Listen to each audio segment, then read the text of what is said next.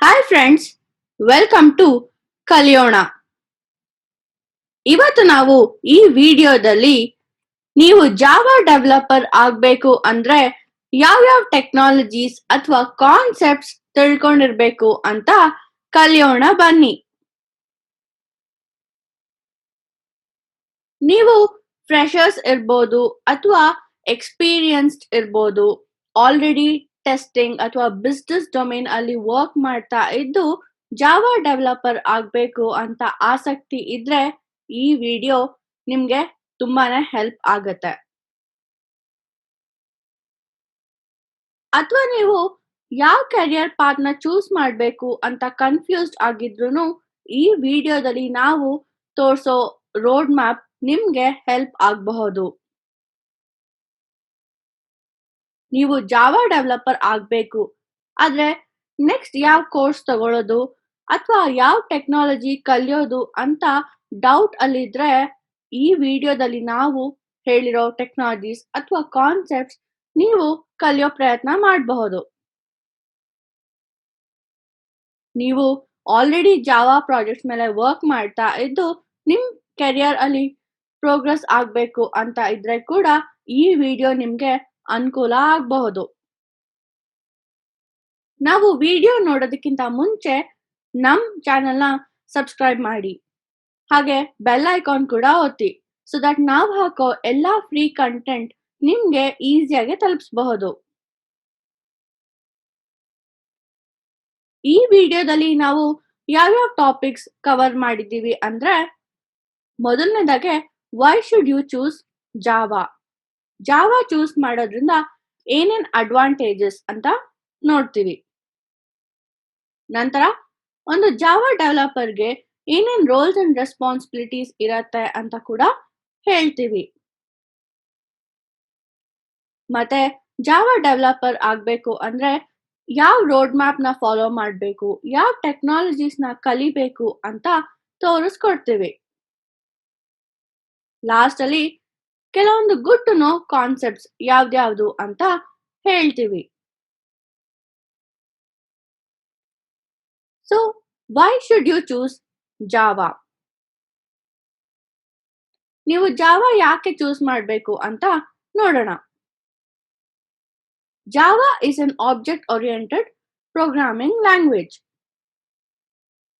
So object oriented programming ಅಂದ್ರೆ ನಾವು real world objects ನ ರೆಫರೆನ್ಸ್ ಆಗಿ ಇಟ್ಕೊಂಡು ಪ್ರಾಬ್ಲಮ್ಸ್ ನ ಸಾಲ್ವ್ ಮಾಡೋದು. ಈ ಆಬ್ಜೆಕ್ಟ್ ಓರಿಯೆಂಟೆಡ್ ಪ್ರೋಗ್ರಾಮ್ ಅಲ್ಲಿ ಬರೋ ಕಾನ್ಸೆಪ್ಟ್ಸ್ ಎನ್ಕ್ಯಾಪ್ಸುಲೇಷನ್, ಪಾಲಿಮಾರ್ಫಿಸಮ್, ಇನ್ಹೆರಿಟೆನ್ಸ್ ಇದೆಲ್ಲದನ್ನು ಜಾವಾ ಸಪೋರ್ಟ್ ಮಾಡುತ್ತೆ. ಸೊ ನಾವು ರಿಯಲ್ ವರ್ಲ್ಡ್ ಪ್ರಾಬ್ಲಮ್ ಸಾಲ್ವ್ ಮಾಡೋದು ಜಾವಾ ಯೂಸ್ ಮಾಡ್ಕೊಂಡ್ರೆ ಈಸಿಯಾಗೆ ಮಾಡಬಹುದು. Java is an open source platform. ಅಂದ್ರೆ ಜಾವಾ ಅಲ್ಲಿ ಇರೋ ಇನ್ಬಿಲ್ಟ್ APIs, ಲೈಬ್ರರೀಸ್ ಇದೆಲ್ಲದನ್ನು ಕೋಡ್ ಯಾವ ರೀತಿ ಇಂಪ್ಲಿಮೆಂಟ್ ಮಾಡಿದ್ದಾರೆ ಅಂತ ನಾವು ನೋಡಬಹುದು. ಆಮೇಲೆ ಯಾರು ಬೇಕಾದ್ರೂ ಜಾವಾ ಪ್ರೋಗ್ರಾಮಿಂಗ್ ಲ್ಯಾಂಗ್ವೇಜ್ಗೆ ಕಾಂಟ್ರಿಬ್ಯೂಟ್ ಮಾಡಬಹುದು. So Java has a lot of contributors. Java has rich set of APIs. Java ಅಲ್ಲಿ ತುಂಬಾನೇ ಇನ್ಬಿಲ್ಟ್ APIs ಅಥವಾ ಲೈಬ್ರರಿ ಕ್ಲಾಸಸ್ ಅಂತ ನಾವು ಏನ್ ಕರಿತೀವೋ ತುಂಬಾನೇ ಇದೆ. ಅದನ್ನ ನೀವು ಯಾವುದೇ ರೀತಿ ಪ್ರಾಜೆಕ್ಟ್ಸ್ ಬಿಲ್ಡ್ ಮಾಡಬೇಕು ಅಂದ್ರೂ ನೀವು ಈ ಇನ್ಬಿಲ್ಟ್ APIs ನ ಯೂಸ್ ಮಾಡ್ಕೊಬಹುದು. It is a versatile programming language. ನೀವು ಆಲ್ರೆಡಿ ಕೇಳಿರ್ತೀರಾ Java is write once run anywhere ಅಂತ. ಅಂದ್ರೆ ನೀವು ಜಾವಾ ಅಲ್ಲಿ ಡೆವಲಪ್ ಮಾಡೋ ಅಪ್ಲಿಕೇಶನ್ಸ್ ಎಲ್ಲಾ ಪ್ಲಾಟ್ಫಾರ್ಮ್ಗೂ ಸಪೋರ್ಟ್ ಮಾಡುತ್ತೆ. ಆಪರೇಟಿಂಗ್ ಸಿಸ್ಟಮ್ಸ್ ವಿಂಡೋಸ್ ಇರ್ಬೋದು, ಮ್ಯಾಕ್ ಇರ್ಬೋದು, ಲಿನಕ್ಸ್ ಇರ್ಬೋದು, ಈ ತರ ನೀವು ಯಾವುದೇ ಪ್ಲಾಟ್ಫಾರ್ಮ್ ತಗೊಂಡ್ರು ಜಾವಾ ಸಪೋರ್ಟ್ ಮಾಡುತ್ತೆ. Java is very popular and is used in many enterprise applications. ಈ ಜಾವಾ ಪ್ರೋಗ್ರಾಮಿಂಗ್ ಲ್ಯಾಂಗ್ವೇಜ್ ಇಂಟ್ರೊಡ್ಯೂಸ್ ಆಗಿ 2020ಗೆ 25 ಇಯರ್ಸ್ ಆಯಿತು. ಸೊ ನೀವೇ ಯೋಚನೆ ಮಾಡ್ಬೋದು ಇದು ಎಷ್ಟು ಪಾಪ್ಯುಲರ್ ಆಗಿದೆ ಅಂತ. ಆಲ್ಮೋಸ್ಟ್ ಎಲ್ಲ ಕಂಪನೀಸ್ ಒಂದಲ್ಲ ಒಂದು ಪ್ರಾಜೆಕ್ಟ್ ಅಲ್ಲಿ ಜಾವಾ ಯೂಸ್ ಮಾಡಿರ್ತಾರೆ. ಸೊ ನಮ್ಗೂನು ಕೆರಿಯರ್ ಆಪರ್ಚುನಿಟೀಸ್ ತುಂಬಾನೇ ಇರತ್ತೆ.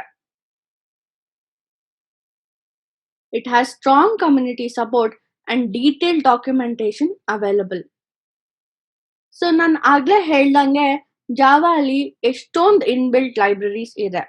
ಸೊ ಅದೆಲ್ಲದ್ರ ಬಗ್ಗೆನೂ ಡೀಟೇಲ್ ಡಾಕ್ಯುಮೆಂಟೇಶನ್ ಮತ್ತೆ ಸಪೋರ್ಟ್ ನಮ್ಗೆ ಸಿಗತ್ತೆ. ಇದೆಲ್ಲಾನು ಜಾವಾನ ಮೇನ್ ಅಡ್ವಾಂಟೇಜಸ್ ಅಂತ ಹೇಳ್ಬಹುದು. So what will Java developers do?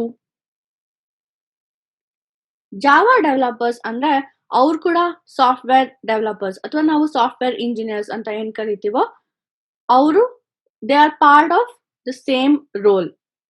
ಆದ್ರೆ ಅವರು ಡೈಲಿ ಬೇಸಿಸ್ ಅಲ್ಲಿ ಜಾವಾ ಪ್ರೋಗ್ರಾಮಿಂಗ್ ಲ್ಯಾಂಗ್ವೇಜ್ ಯೂಸ್ ಮಾಡಿಕೊಂಡು ಸಾಫ್ಟ್ವೇರ್ ಅಪ್ಲಿಕೇಶನ್ಸ್ ನ ಡಿಸೈನ್ ಮತ್ತೆ ಡೆವಲಪ್ ಮಾಡ್ತಾ ಇರ್ತಾರೆ. ಸೊ ಅವ್ರ ರೋಲ್ಸ್ ಅಂಡ್ ರೆಸ್ಪಾನ್ಸಿಬಿಲಿಟೀಸ್ ಏನು?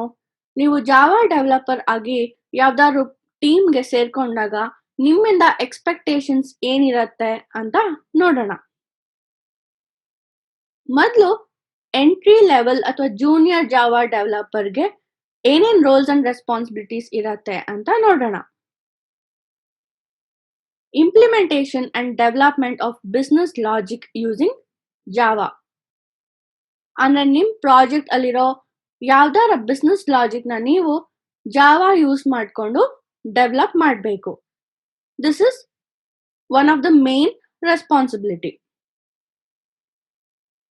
Support team in troubleshooting development of production issues. So development bugs ಇರ್ಬೋದು ಅಥವಾ ಪ್ರೊಡಕ್ಷನ್ ಇಶ್ಯೂಸ್ ಯಾವುದೇ ಬಂದ್ರೂ ನೀವು ಜಾವಾ ಯೂಸ್ ಮಾಡಿಕೊಂಡು ಅದನ್ನ ಸಾಲ್ವ್ ಮಾಡೋದಕ್ಕೆ ಗೊತ್ತಿರಬೇಕು. Deploying code to the live environment. So ನೀವು ಲೋಕಲ್ ಅಲ್ಲಿ ಯಾವ್ದಾರ ಕೋಡ್ ಚೇಂಜಸ್ ಮಾಡಿದ್ರು ಅದನ್ನ ಪ್ರೊಡಕ್ಷನ್ ಎನ್ವಿರಾನ್ಮೆಂಟ್ಗೆ ಯಾವ ರೀತಿ ಡಿಪ್ಲಾಯ್ ಮಾಡಬೇಕು ಅಂತ ಗೊತ್ತಿರಬೇಕು. Modifying and documenting the program code to correct errors. So ನೀವು ಏನೇ ಕೋಡ್ ಚೇಂಜಸ್ ಮಾಡಿದ್ರು ಅದನ್ನ ಕರೆಕ್ಟ್ ಆಗಿ ಡಾಕ್ಯುಮೆಂಟೇಶನ್ ಮಾಡೋದಕ್ಕೆ ನಿಮ್ಗೆ ಗೊತ್ತಿರಬೇಕು. ಸೊ ಇದೆಲ್ಲ basic roles of a junior developer. ಈಗ ಸೀನಿಯರ್ ಜಾವಾ ಡೆವಲಪರ್ಗೆ ಏನೇನ್ ರೋಲ್ಸ್ ಅಂಡ್ ರೆಸ್ಪಾನ್ಸಿಬಿಲಿಟೀಸ್ ಇರತ್ತೆ ಅಂತ ನೋಡೋಣ. ಇಲ್ಲಿ ನಾನು ಸೀನಿಯರ್ ಜಾವಾ ಡೆವಲಪರ್ ಅಂದ್ರೆ ನೀವು ಆರ್ಕಿಟೆಕ್ಟ್ ಆಗಿರ್ಬೋದು, ಇಲ್ಲ ಟೀಮ್ ಲೀಡ್ ಆಗಿರ್ಬೋದು, ಇಲ್ಲ ಪ್ರಾಜೆಕ್ಟ್ ಲೀಡ್ ಕೂಡ ಆಗಿರ್ಬೋದು. ಸೊ ಅವರಿಂದ ಏನೇನ್ ಎಕ್ಸ್ಪೆಕ್ಟೇಷನ್ಸ್ ಇರತ್ತೆ ಅಂತ ನೋಡೋಣ. ಮೊದಲನೇದಾಗೆ efficiency in programming with Java. So ಅವ್ರಿಗೆ ಯಾವುದೇ ರೀತಿ ಪ್ರಾಬ್ಲಮ್ ಸ್ಟೇಟ್ಮೆಂಟ್ ಕೊಟ್ರು ಜಾವಾ ಯೂಸ್ ಮಾಡಿಕೊಂಡು ಸಾಲ್ವ್ ಮಾಡೋ ಕೆಪಾಸಿಟಿ ಇರಬೇಕು. Design the project architecture. So ಎಲ್ಲಾದ್ರೂ ಕಂಪನಿಗೆ ಹೊಸ ಪ್ರಾಜೆಕ್ಟ್ಸ್ ಬರ್ತಾ ಇದೆ ಅಂದ್ರೆ ಆ ಪ್ರಾಜೆಕ್ಟ್ ಆರ್ಕಿಟೆಕ್ಚರ್ ನ ಡಿಸೈನ್ ಮಾಡೋದಕ್ಕೆ ಗೊತ್ತಿರಬೇಕು. ಒಂದು ಪ್ರಾಜೆಕ್ಟ್ ಅಲ್ಲಿ ಎಷ್ಟೊಂದು ಕಾಂಪೊನೆಂಟ್ಸ್ ಇರ್ಬೋದು, ಆ ಕಾಂಪೊನೆಂಟ್ಸ್ ನ ಯಾವ ರೀತಿ ಬಿಲ್ಡ್ ಮಾಡಬೇಕು, ಮತ್ತೆ ಆ ಕಾಂಪೊನೆಂಟ್ಸ್ ಒಂದಕ್ಕೊಂದು ಯಾವ ರೀತಿ ಇಂಟರಾಕ್ಟ್ ಮಾಡಬೇಕು, ಈ ತರ ಕಂಪ್ಲೀಟ್ ಪಿಕ್ಚರ್ ಅವ್ರಿಗೆ ಗೊತ್ತಿರಬೇಕು. Involve in code review and manage deployment process. So junior developers ಯಾವ್ದಾರ ಕೋಡ್ ಚೇಂಜಸ್ ನ ಪುಷ್ ಮಾಡ್ತಾ ಇದ್ರೆ ಅದು ಬೆಸ್ಟ್ ಪ್ರಾಕ್ಟೀಸಸ್ ನ ಫಾಲೋ ಮಾಡಿದಾರಾ, ಗೈಡ್ ಲೈನ್ಸ್ ಪ್ರಕಾರ ಕೋಡ್ ಚೇಂಜಸ್ ಮಾಡಿದಾರಾ ಅಂತ ಎಲ್ಲ ಇವರು ರಿವ್ಯೂ ಮಾಡೋ ಕೆಪಾಸಿಟಿ ಇರಬೇಕು. ಜೊತೆಗೆ ಅವ್ರು ಮಾಡಿರೋ ಕೋಡ್ ಚೇಂಜಸ್ ನ ನೆಕ್ಸ್ಟ್ ಎನ್ವಿರಾನ್ಮೆಂಟ್ಸ್ಗೆ ಅಂದ್ರೆ ಡೆವ್, ಕ್ಯೂ ಎ ಅಥವಾ ಪ್ರೊಡಕ್ಷನ್ ಎನ್ವಿರಾನ್ಮೆಂಟ್ಗೆ ಯಾವ ರೀತಿ ಡಿಪ್ಲಾಯ್ ಮಾಡಬೇಕು ಅಂತ ಇವರು ಡಿಫೈನ್ ಮಾಡಬೇಕು.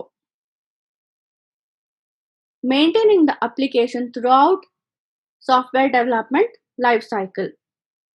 ಸೊ ನಿಮ್ ಪ್ರಾಜೆಕ್ಟ್ ವಾಟರ್ ಫ್ಲೋ ಮಾಡೆಲ್ ಅಥವಾ ಅಜೈಲ್ ಮಾಡೆಲ್ ಈ ತರ ಯಾವ್ದಾದ್ರು ಸಾಫ್ಟ್ವೇರ್ ಡೆವಲಪ್ಮೆಂಟ್ ಲೈಫ್ ಸೈಕಲ್ ನ ಫಾಲೋ ಮಾಡ್ತಾ ಇದ್ರು ಡಿಸೈನ್ ಫೇಸ್ ಇಂದ ಹಿಡಿದು ಡೆವಲಪ್ಮೆಂಟ್, ಟೆಸ್ಟಿಂಗ್ ಮತ್ತೆ ರಿಲೀಸ್ ತನಕನೂ ಸೀನಿಯರ್ ಜಾವಾ ಡೆವಲಪರ್ ರೋಲ್ ಅಲ್ಲಿರೋರು ಅಪ್ಲಿಕೇಶನ್ ನ ಮೇಂಟೈನ್ ಮಾಡೋ ಕೆಪಾಸಿಟಿ ಇರಬೇಕು. recommend software solutions to any emerging needs. ಅಂದ್ರೆ ಲೇಟೆಸ್ಟ್ ಸಾಫ್ಟ್ವೇರ್ ಅಪ್ಡೇಟ್ಸ್ ಯಾವ್ದಾದ್ರು ಬರ್ತಾ ಇದ್ರೆ, ಲೇಟೆಸ್ಟ್ ಟೂಲ್ಸ್ ಯಾವ್ದಾದ್ರು ಇದ್ರೆ ಅದ್ರ ಬಗ್ಗೆ ಇವ್ರಿಗೆ ಇನ್ಫಾರ್ಮೇಶನ್ ಇರಬೇಕು. ಸೊ ಯಾವ್ದಾದ್ರು ಹೊಸ ಇಶ್ಯೂಸ್ ಅಥವಾ ಪ್ರಾಬ್ಲಮ್ ಸ್ಟೇಟ್ಮೆಂಟ್ಸ್ ಕೊಟ್ಟಾಗ ಇವರು ಲೇಟೆಸ್ಟ್ ಟೆಕ್ನಾಲಜೀಸ್ ನ ಅಪ್ಲೈ ಮಾಡಿ ಟೀಮ್ಗೆ ತೋರಿಸೋ ಕೆಪಾಸಿಟಿ ಇರಬೇಕು. ಇದೆಲ್ಲ basic roles and responsibilities of a Java developer. So ನಿಮ್ ಟೀಮ್ ಸ್ಟ್ರಕ್ಚರ್ ಮೇಲೆ ನಿಮ್ಗೆ ಇನ್ನ ಹೆಚ್ಚು ರೆಸ್ಪಾನ್ಸಿಬಿಲಿಟೀಸ್ ಇರಬಹುದು. ಸೊ ಇವಾಗ ಜಾವಾ ಡೆವಲಪರ್ ಆಗ್ಬೇಕು ಅಂದ್ರೆ ಮಸ್ಟ್ ನೋ ಟೆಕ್ನಾಲಜೀಸ್ ಯಾವ್ದ್ಯಾವ್ದು ಅಂತ ನೋಡೋಣ.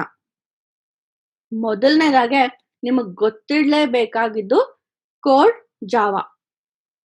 ಸೊ ಈ ಕೋಡ್ ಜಾವಾ ಅಲ್ಲಿ ಎಷ್ಟೊಂದು ಕಾನ್ಸೆಪ್ಟ್ಸ್ ಇದೆ.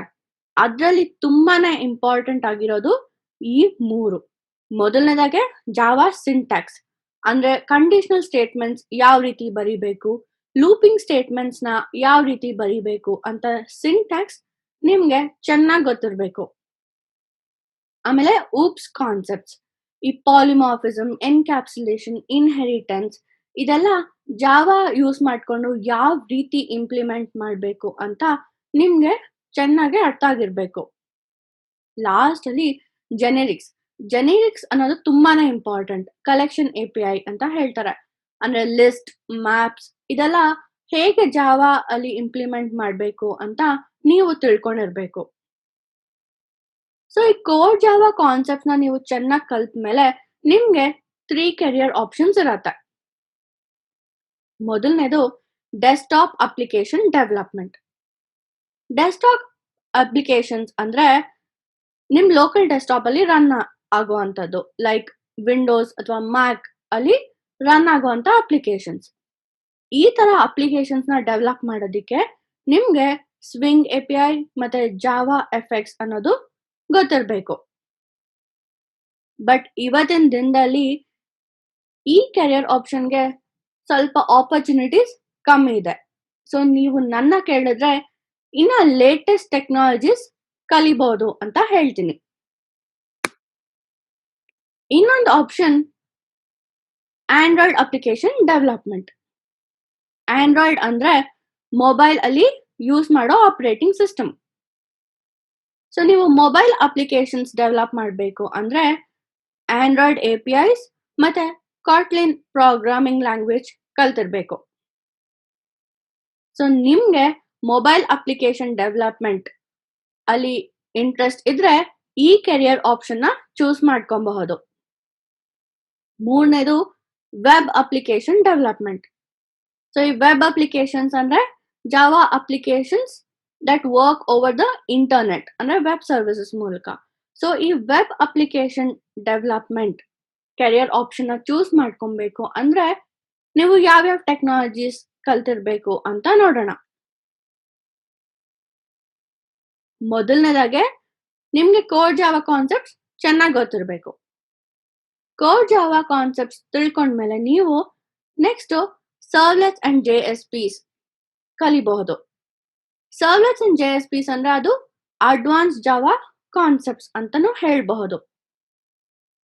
ಬಟ್ ನಿಮ್ ಪ್ರಾಜೆಕ್ಟ್ಸ್ ಅಲ್ಲಿ ನೀವು ಈ ಸರ್ವ್ಲೆಟ್ಸ್ ಅಂಡ್ JSPs ನ ಇಂಪ್ಲಿಮೆಂಟ್ ಮಾಡೋ ಚಾನ್ಸಸ್ ಕಮ್ಮಿ ಇರತ್ತೆ.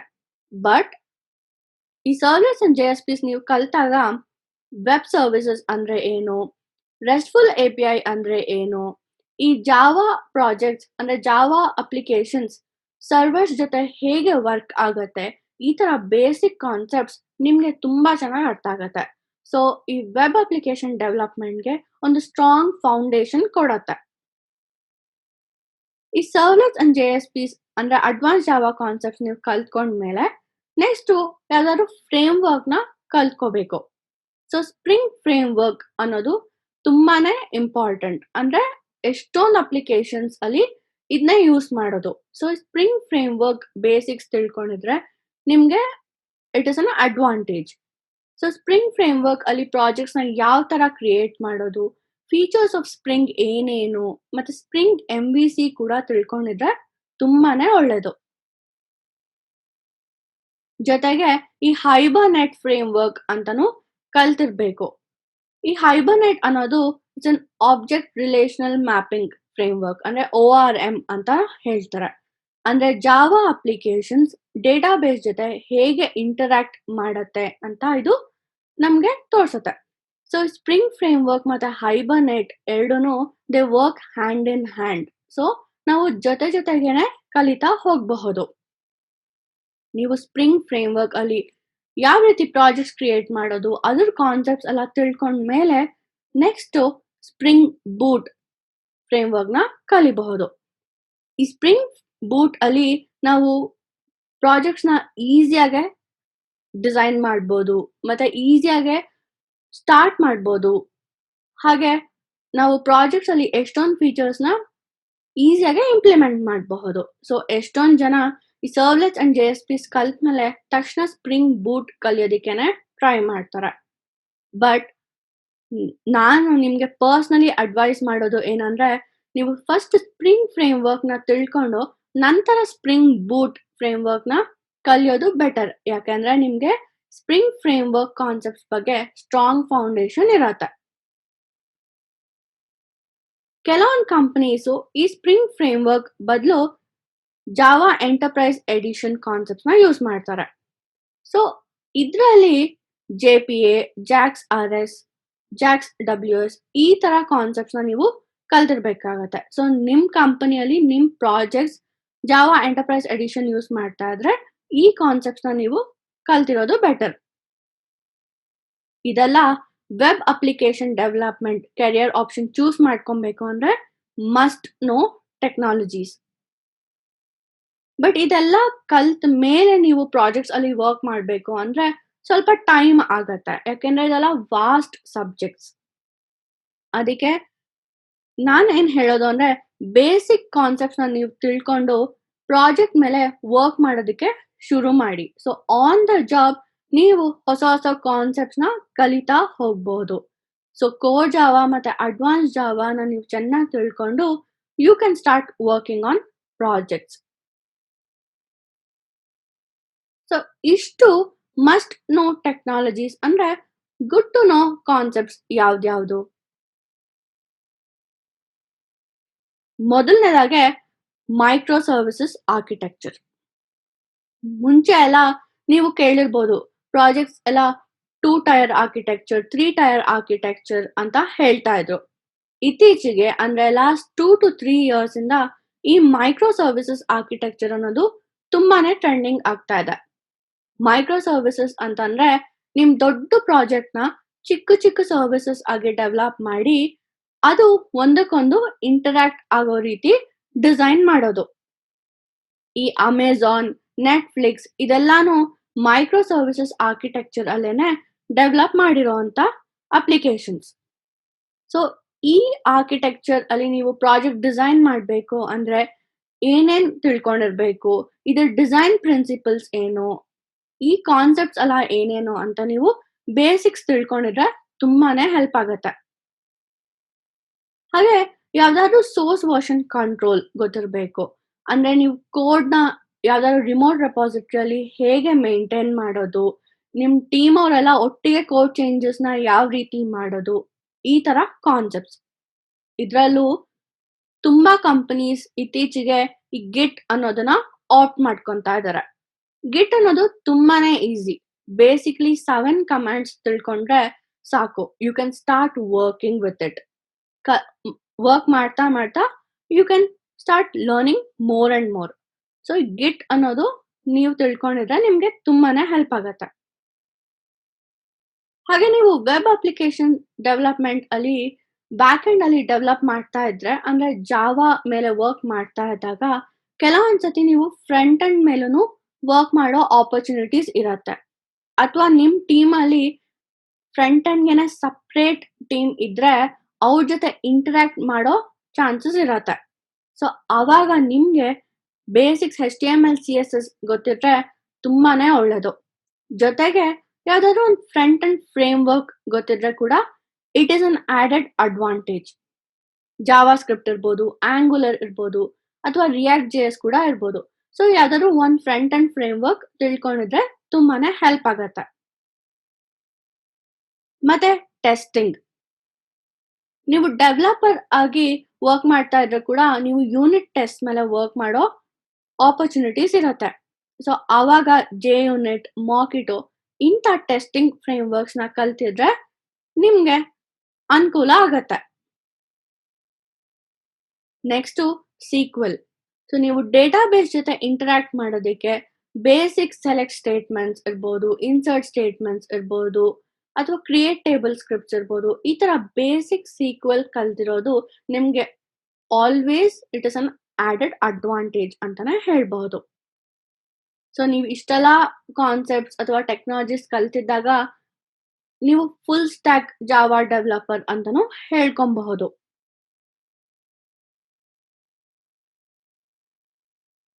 ನಿಮ್ಗೆ ಈ ಟೆಕ್ನಾಲಜೀಸ್ ಯಾವ್ದಾದ್ರು ಮೇಲೆ ಇನ್ನ ಹೆಚ್ಚು ಇನ್ಫಾರ್ಮೇಶನ್ ಬೇಕು ಅಂತಂದ್ರೆ ನೀವು ನಮ್ಮ ಕಮೆಂಟ್ ಸೆಕ್ಷನ್ ಅಲ್ಲಿ ಮೆನ್ಷನ್ ಮಾಡಬಹುದು. ನಾವು ಅದ್ರ ರಿಲೇಟೆಡ್ ಕೋರ್ಸಸ್ ಅಥವಾ ವಿಡಿಯೋಸ್ ತರುವ ಪ್ರಯತ್ನ ಮಾಡ್ತೀವಿ.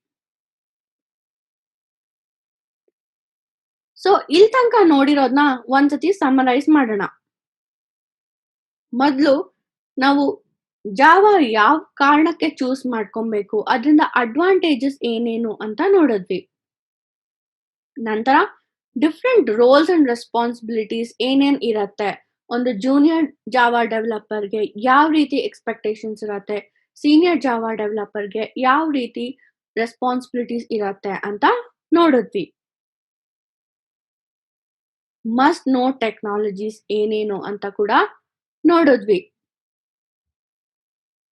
ಹಾಗೆ ಗುಡ್ ಟು ನೋ ಕಾನ್ಸೆಪ್ಟ್ಸ್, ಅಂದ್ರೆ ನಮ್ಮ ಕೆರಿಯರ್ ಅಲ್ಲಿ ನಾವು ಪ್ರೋಗ್ರೆಸ್ ಆಗ್ಬೇಕು ಅಂದ್ರೆ ಯಾವ್ಯಾವ ಕಾನ್ಸೆಪ್ಟ್ಸ್ ನ ತಿಳ್ಕೊಂಡಿದ್ರೆ ನಮ್ಗೆ ಹೆಲ್ಪ್ ಆಗತ್ತೆ ಅಂತ ಕೂಡ ನೋಡಿದ್ವಿ. ಬಟ್ ನಾನು ಆಗ್ಲೇ ಹೇಳ್ದಂಗೆ ಏನಪ್ಪಾ ಇಷ್ಟೊಂದು ಟೆಕ್ನಾಲಜೀಸ್ ಕಲಿಬೇಕಾ ಅಂತ ನೀವು ಭಯ ಪಡ್ಕೊಳ್ಳೋ ಅವಶ್ಯಕತೆ ಇಲ್ಲ. ನೀವು ಒಂದೊಂದೇ ಟೆಕ್ನಾಲಜೀಸ್ ನ ಕಲಿತು ಅದನ್ನ ರಿಯಲ್ ಟೈಮ್ ಪ್ರಾಜೆಕ್ಟ್ಸ್ ಅಲ್ಲಿ ಇಂಪ್ಲಿಮೆಂಟ್ ಮಾಡಿದಾಗ ನಿಮ್ಗೆ ಇನ್ನ ಕಾನ್ಸೆಪ್ಟ್ಸ್ ಚೆನ್ನಾಗಿ ಅರ್ಥ ಆಗತ್ತೆ. ನಿಮ್ಗೆ ಈ ವಿಡಿಯೋ ಇಷ್ಟ ಆಗಿದ್ರೆ ಲೈಕ್ ಮಾಡಿ, ಹಾಗೆ ನಿಮ್ಗೆ ಏನೇ ಕ್ವೆಶನ್ಸ್ ಇದ್ರು ಕಮೆಂಟ್ ಮಾಡಿ. ಈ ವಿಡಿಯೋನ ನಿಮ್ ಫ್ರೆಂಡ್ಸ್ ಜೊತೆಗೆ ಶೇರ್ ಮಾಡೋದು ಮರಿಬೇಡಿ. Thank you.